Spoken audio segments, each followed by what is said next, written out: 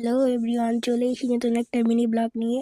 তো আজকে বানাবো একটা স্পেশাল জুস, যেটা আমার পার্সোনালি খুব ভালো লাগে। তোমরা অনেকেই ভাববা যে লেবু দিয়ে আর কি স্পেশাল জুস বানানো যায়, জাস্ট গুলিয়ে ক্যানেলে তো হয়ে যায়, বাট এটা আমার কাছে অনেক ভালো লাগে, তাই আমি মাঝে মাঝে এটা বানিয়ে খাই। ভাবলাম তোমাদের সাথেও শেয়ার করি, তোমরাও যদি এটা বানিয়ে খেতে পারো। এটা কিন্তু স্বাস্থ্যের জন্য খুবই ভালো একটা খাবার।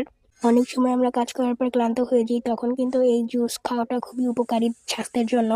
আমি এক্সাম দিয়ে আসার পর কি খাবো ভাবতে ভাবতে ফ্রিজ খুলে দেখি জাস্ট লেবু পড়ে আছে, তো লেবু দিয়ে ভাবলাম আমার সেই স্পেশাল খাবারটা বানিয়ে ফেলি। খাবার না, এক প্রকার জুসই বলা চলে।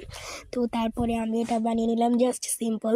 সুন্দর মতো লেবুটাকে স্লাইস করে কেটে এটাকে চিপে সুন্দর মতো গ্লাসে ঢেলে লবণ আর চিনি দিয়ে একটু গুলিয়ে নিলেই কিন্তু আমাদের এই জুসটা রেডি হয়ে যায়। আর তোমাদের আরেকটা কথা, আমার ব্যাকগ্রাউন্ডটা প্লিজ ইগনোর করো, যেহেতু আমার কাছে কোনো ভিডিও স্ট্যান্ড বা অন্য কোনো কিছু নেই, তাই আমাকে যেভাবে মানে পরিস্থিতি যেভাবে হয় সেভাবেই আমাকে ফোনটা রেখে ভিডিও করতে হয়।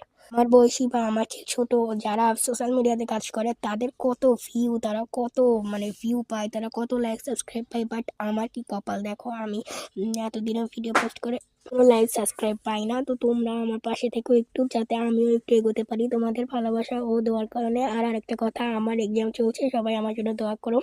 আর হচ্ছে তোমাদের একটা আইডির কথা বলবো, যাতে তোমরা ফলো করে দিবা। সেখানে বিভিন্ন ধরনের খাবার রেসিপি বা অন্যান্য সব কিছুই সেখানে পোস্ট করা হয়।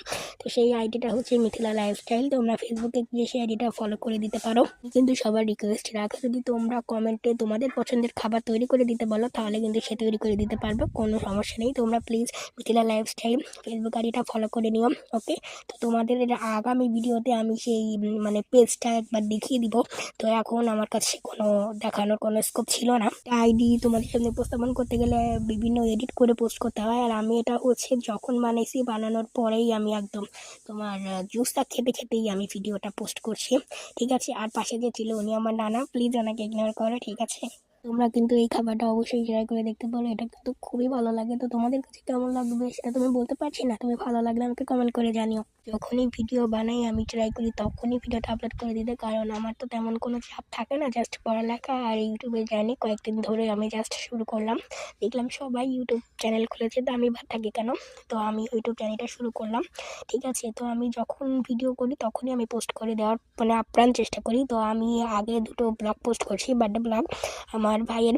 তো তোমরা প্লিজ ওই বার্থডে ব্লগটা দেখো এবং আমাকে জানিও যে কেমন লেগেছে। আর যদি তোমাদের কোনো রিকোয়েস্ট ভিডিও থাকে প্লিজ আমাকে বলো, আমি কিন্তু করার চেষ্টা করি। আর আরেকটা কথা, তোমরা যারা যারা কমেন্ট করবে আমি এর পরের ভিডিওতে তোমাদের নাম নিব। তো যারা যারা কমেন্ট করবে তাড়াতাড়ি কমেন্ট করে ফেলো, এটা কিন্তু আমার একটা প্রমিস।